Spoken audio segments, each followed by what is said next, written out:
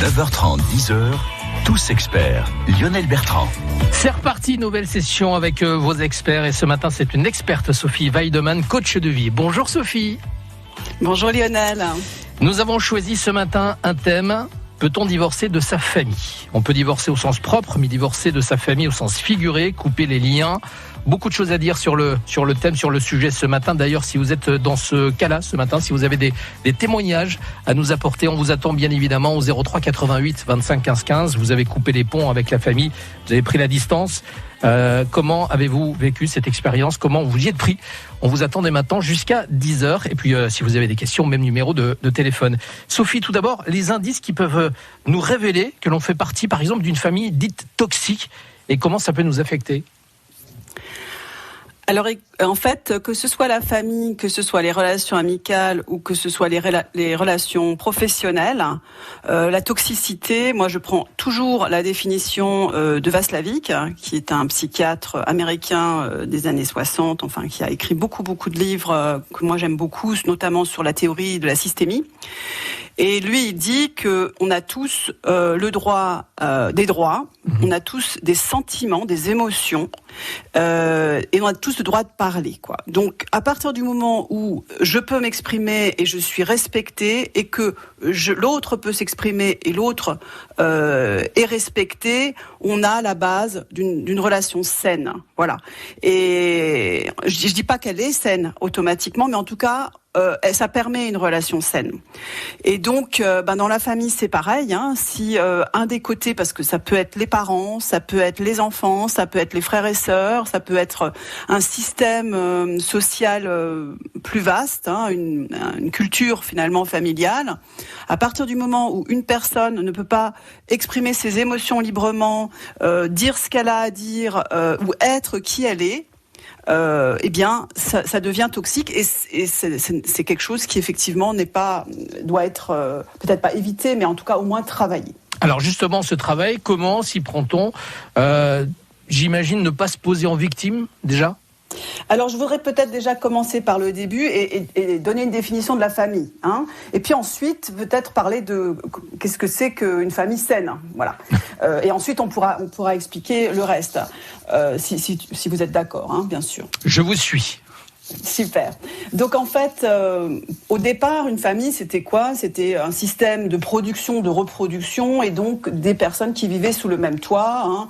On a quand même été très longtemps principalement des agriculteurs en France ou ailleurs, et donc voilà, c'était un système de reproduction.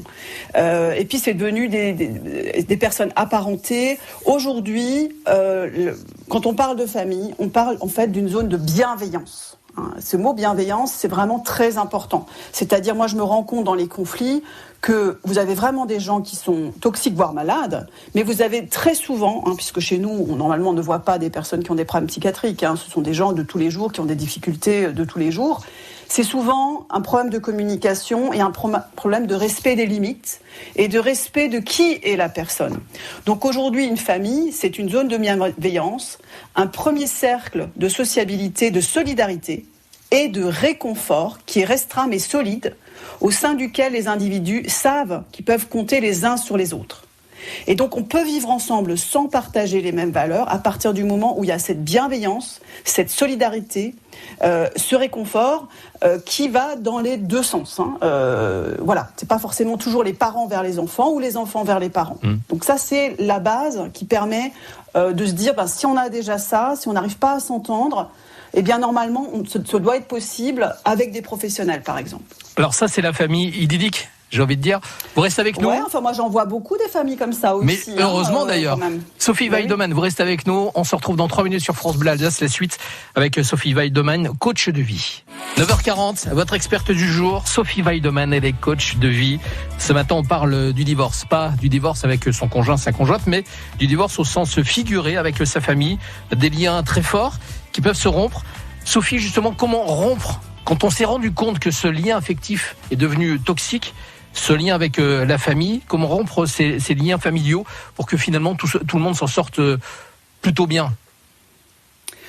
Alors, je suis pas certaine qu'effectivement, ce soit très facile de s'en sortir bien quand on rompt les ponts avec sa famille, puisqu'il y a vraiment un attachement, au sens presque physique, en tout cas sociologique, des enfants vers les parents. Les parents, c'est encore différent parce qu'ils ont une vie avant les enfants. Et donc, si c'est des enfants qui coupent le lien avec les parents, c'est très compliqué. Et là, moi, ce que je propose toujours, c'est un accompagnement. Pas forcément avec un coach. Ça peut être avec un psy, ça peut être avec un thérapeute, avec un coach.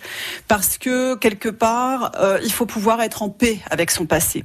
Le danger, quand on coupe avec sa famille, sans avoir fait un travail, ça peut être un travail personnel aussi, mais c'est pas donné à tout le monde, c'est qu'en fait on met un couvercle sur la marmite, mais la marmite à l'intérieur elle continue à nous faire du mal et elle nous empêche finalement à créer des relations saines par ailleurs.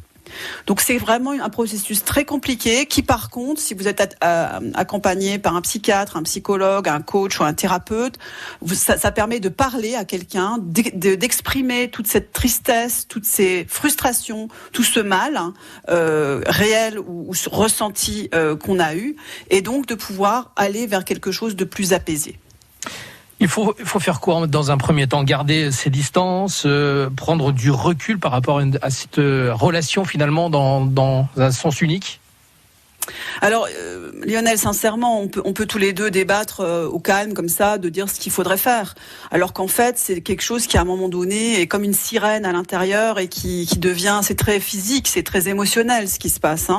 Quelqu'un qui effectivement a beaucoup de force de caractère, il peut effectivement d'emblée, déjà avant de couper, aller voir quelqu'un pour l'aider, déjà pour se rendre compte si effectivement cette relation est toxique ou bien si c'est la communication qui est toxique. Et donc ça peut être travaillé, c'est-à-dire en gros, est-ce que si votre mère vous parle mal, c'est parce qu'elle est maladroite ou parce qu'elle veut vous faire du mal, consciemment ou inconsciemment, Voilà.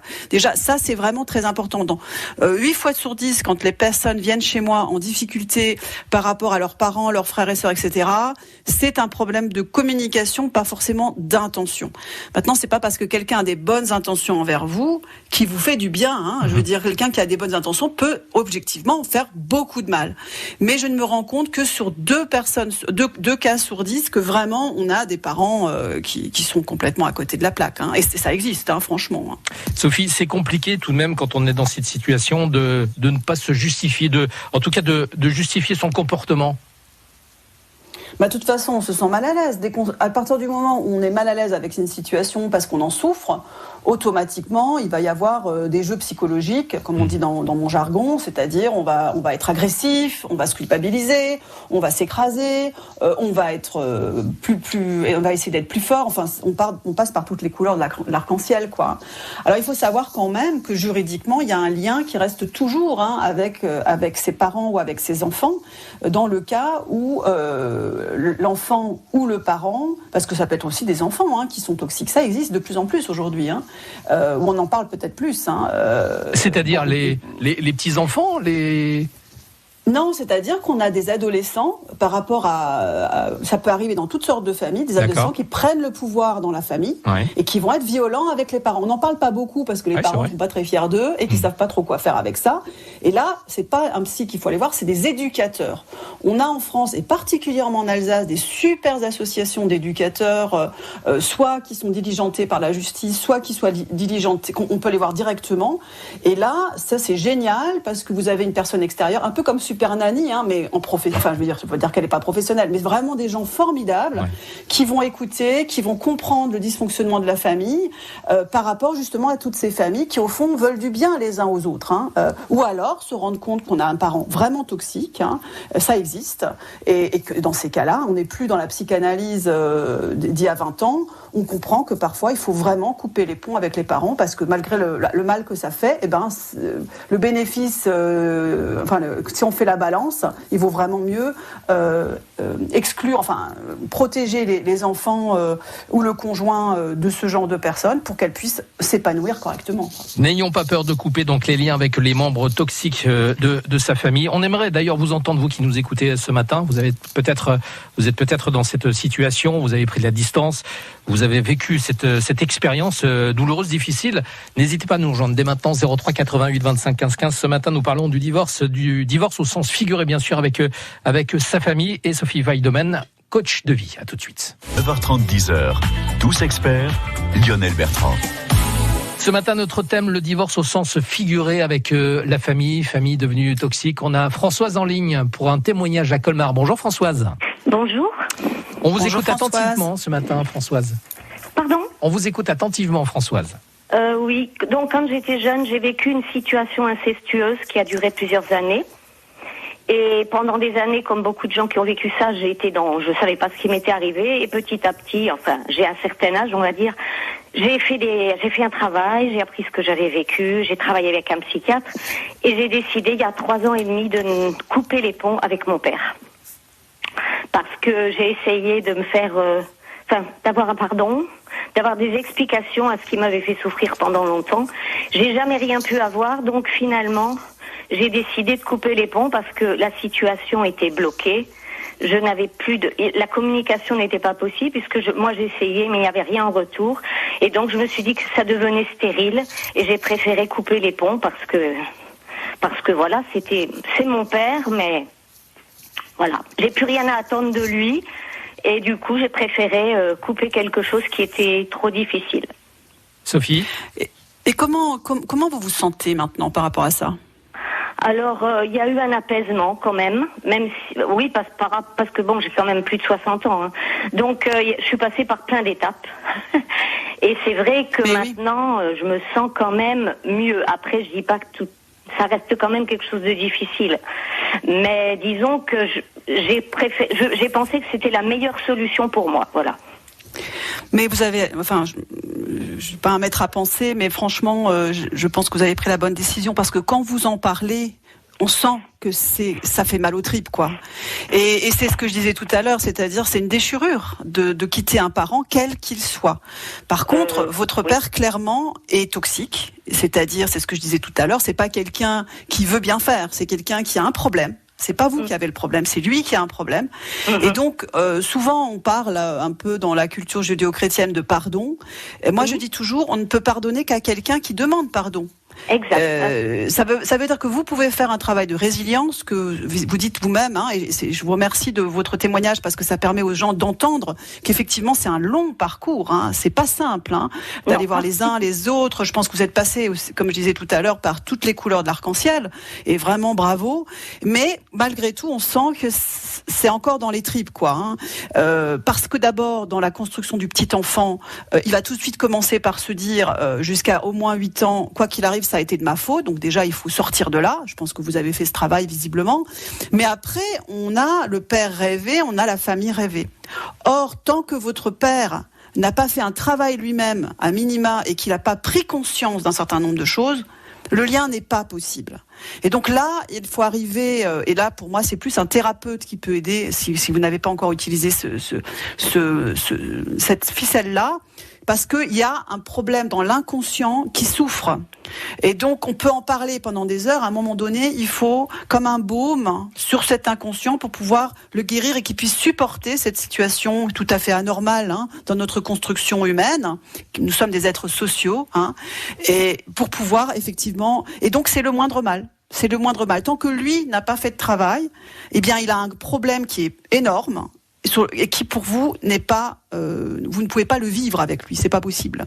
Non, mais c'est en entendant la façon dont vous en parlez, ça m'a interpellée. Voilà, donc je me suis dit j'appelle pas, j'ai dit je le fais quand même. Vous avez bien fait. Je vous remercie. On sait que c'est pas évident. Quand on parle de la base de la famille et quand on redit, c'est un centre de sociabilité, de solidarité, de réconfort, des gens qui peuvent compter les uns sur les autres. C'est la base. Et quand les personnes qui sont mal à l'aise avec leurs parents, qui n'ont pas des problèmes hyper graves, hyper anormales que votre père a, dans des familles plus classiques et où on se demande ce qui se passe, eh bien si on peut dire oui, on essaye de me réconforter, oui, on essaye de veiller sur moi, oui, il y a de la solidarité, oui, je peux compter sur eux, alors peut-être que c'est nos caractères qui sont pas, ou notre communication, donc on peut travailler. Mais quand il y a une de ces choses-là qui n'est pas là, et alors dans votre cas, on est carrément hors scope, on ne peut pas établir une relation avec quelqu'un qui est toxique de haut en bas, quoi. Voilà Françoise. Merci beaucoup pour ce témoignage ce matin sur France Bleu Alsace. Plein de courage pour la suite. Madame qui parle très bien de ces choses-là. Sophie Weidemann, la meilleure des coachs de vie. Bonne journée, merci beaucoup, gentil. Bonne continuation Françoise. Merci à vous Sophie Weidemann. À très bientôt sur France Bleu Alsace. Merci Lionel, bonne journée. Au revoir. À bientôt, coach de vie qui revient d'ailleurs régulièrement sur France Bleu Alsace.